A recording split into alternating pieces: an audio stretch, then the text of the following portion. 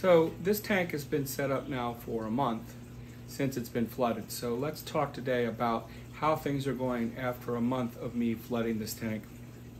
So in my previous video, I showed you how I flooded this tank. So this tank, I used the dry start method and I set it up for about 8 to 10 weeks and then I flooded the tank. I added CO2 injection immediately. And I also started dosing fertilizer about a week afterwards. It did go through a little bit of a cloudy stage where the tank was a little bit hazy and cloudy, but after a few days and a water change, it cleared up.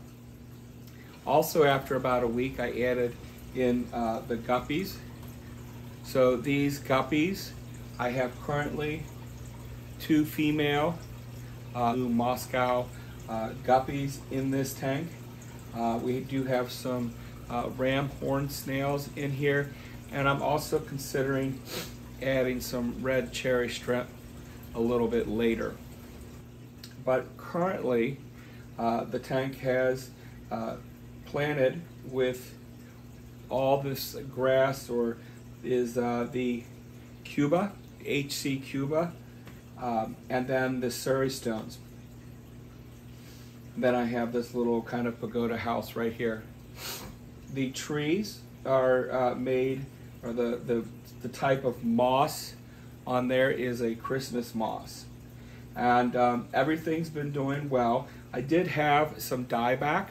There are some patches that are a little bit brown, but overall, the tank transitioned well from being immersed to being submersed. I do have the CO2. It's in the back here. It's hidden behind the tank. I'm using an F-zone CO2 regulator. It's kind of the smaller one. And I'm using a paintball 20-ounce container for my CO2. The light is a Chihiros RGB2, and the filter is Sicce Tidal, I think it's 35. I like it. It doesn't show a lot. I am thinking about transitioning to a canister filter, but right now it's working well. It's providing a nice amount of flow and it's very easy to maintain. I added a white background to the back. I just used a kind of a very thin poster board, plastic poster board that I got from Michaels. And my bubble rate on my CO2 diffuser is about 2 to 3 bubbles per second. And I'm using the Aqua Rio diffuser plate. There is some kind of going to the surface. I would like to figure out a way to where maybe place it to get a little bit better absorption, but my indicator is a nice light green color and the plants and everything looks nice and healthy. I did do a trim on this yesterday and I cut out, I had to trim the moss a lot. I had to trim both those trees a lot, and I took out a tree over here because it was just too many trees. I may continue, I may take out this tree also because it's kind of very close to the glass. I'm not sure how I feel about it because it's also hiding a nice cliff here with a rock on it. I might take that one out and just leave the one tree in the background. I'm not sure. Other than a little bit of die-off and initial cloudy tank water, I haven't had any problems with this tank. I haven't really noticed any algae popping up, so it's been about a month. I would think that if I was going to see that, I would. I run this light, I believe, 8 hours a day, and I think my settings are like 80% red and 100% of the blue and 100% green. I'm just kind of using the green setting on the Chihiros light. I feed the fish once a day. I work on feeding them twice a day, and I just got a brine shrimp hatchery, so I plan on feeding them baby brine shrimp every day, and then also having one feeding of flake food to get these young guppies to grow and mature and put on some bulk and weight. I did change out the sand. We didn't change it out, but I did cover over the sand with this small kind of gray gravel. This is actual Sierra stone that's kind of crushed up into like a gravel or a slate. It's not Sierra stone, it's slate. And I did that because the sand looked kind of dirty, and I didn't really like that. And there was kind of like some of the aqua soil was coming through there, and I didn't like that. And I thought, well, let's match the little path try to match it with that Sierra stone, that gray in the Sierra stone. And I do like that better. I think it blends in a little bit better than the kind of sand path. So kind of trying to make it look more natural with that kind of darker gray rock. I might kind of see if I can add in maybe some sand or a different color sand, but the play sand that I was using, I just didn't really like the way that looked. My parameters for this tank, currently there are no nitrates, so I'm going to try to really increase those nitrates. I am fertilizing. I'm using the Seachem products on this tank. I'm using the Seachem Flourish, and I was dosing around 2 milliliters every other day, but then one day doing a water change.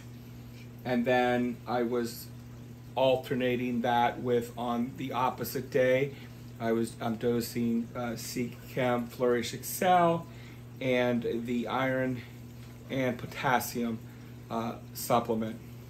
I do a water change. I change about down to the bottom of the filter, which is probably 10 to 20% water change. It's about, this is a 16-gallon tank, so I think when I change the water, it's 2 or 3 gallons, closer probably to 3 gallons on this tank. I use the makeup water that I use RODI water, and I use, once again, the Seachem products. I use Equilibrium, and I use the acid buffer and the alkalinity buffer. And generally what I do is I make a 5-gallon bucket, and I fill it close to the top, and I put about 2/8 of a teaspoons of the Equilibrium, and I use about a teaspoon, or not teaspoon, 1/8 of a teaspoon of the alkalinity, and about 1/2 of a teaspoon of the acid to the pH buffer. And that seems to be working. I do want to adjust that a little bit. I use a TDS meter, and I still, the TDS in this tank is running in the 300 range, so I want to bring that TDS down. I did test the GH today with these multi-test strips from Aquarium Co-op, and my buffer was 0. My KH was 0, but my GH was like close to 300. So I probably want to lower that hardness, so I'll dose less of the Seachem Equilibrium. Maybe I'll just go down to 1/8 of a teaspoon. I believe probably the Sierra stone is probably adding some calcium also into the tank.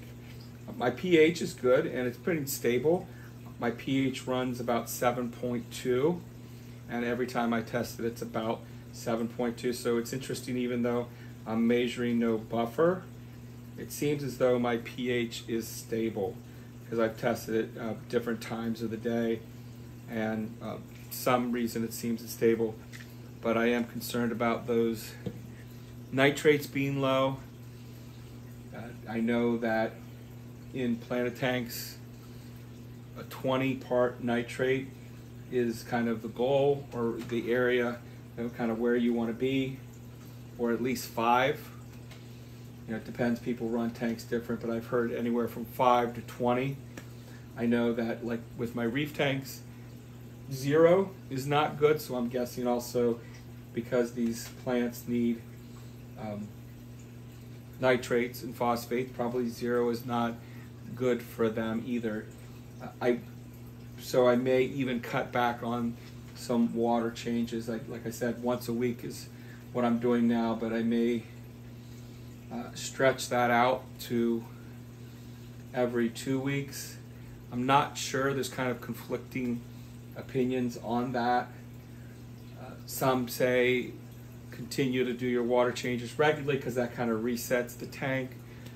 Others say don't do the water changes and let the plants start to absorb and lower those numbers naturally, take those minerals out naturally. I'm sure there's points for both. I'm not sure exactly what I'm going to do. I feel like maybe in the other tank over here, that also has, because it seems like all the tanks are running around that 300 ppm or 300 kind of TDS number, and maybe I will try that on another tank, kind of my holding tank, and see how that does with lowering those numbers. Where if I maybe, because I do want to keep, I know also, with planted tanks, as with reef tanks, it's that consistency. You get a schedule, you stick to that schedule, and that seems to, if you just kind of do that routine over and over again, that seems to work well. So if you're someone who doesn't change water maybe 3 weeks, then do a 3-week schedule. If you do it every week, stick with a 1-week schedule. It seems to be that consistency and that stability is key in both keeping freshwater planted aquariums and also reef aquariums. It seems like a lot of the lessons that you learn in both of these domains, either whether it's keeping reef aquariums or planted tanks, it's that consistency and stability is what really helps. In this case, the plants thrive, and then in a reef tank, the corals thrive. They like that stability over, it seems like stability trumps all. So my final thoughts are that overall I'm very happy with this tank. This is the first time I've ever done a dry start method. I'm rather new to this hobby. I have a little over a year in the freshwater side. I have 20 plus years on the saltwater side. I'm really enjoying the tank. I'm really enjoying kind of manicuring the tank, and I'm experiencing a good success now with this tank. So overall, very pleased with how things have turned out. And it's one thing that I like about the freshwater tanks is, to get a tank to look like this in a reef system would take years, where this is 3 months. So this tank was set up, I guess a little bit more. I guess you would say, if we talk about using the dry start method, that I kind of did in late November, early December. So if you look at it in that perspective, you're maybe looking at a 4-month tank. And if you're looking at a reef tank, 4 months, your tank, you're still kind of fighting the uglies. You're still trying to work through things. So if you are someone who is a freshwater planted tank and you're looking at starting a saltwater tank, just know that going in, that really, I say it takes about a year's time to really get a reef tank established and really working well for you.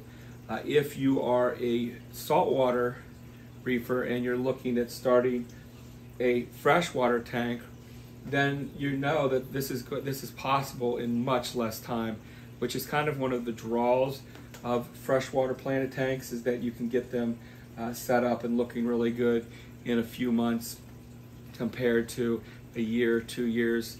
Really, I say, my reef tanks look really nice about 2 to 3 years of being grown in. It takes about that long to get a nice reef tank to look kind of grown in and established. Yes, there's ways you can make it look nicer a little bit faster.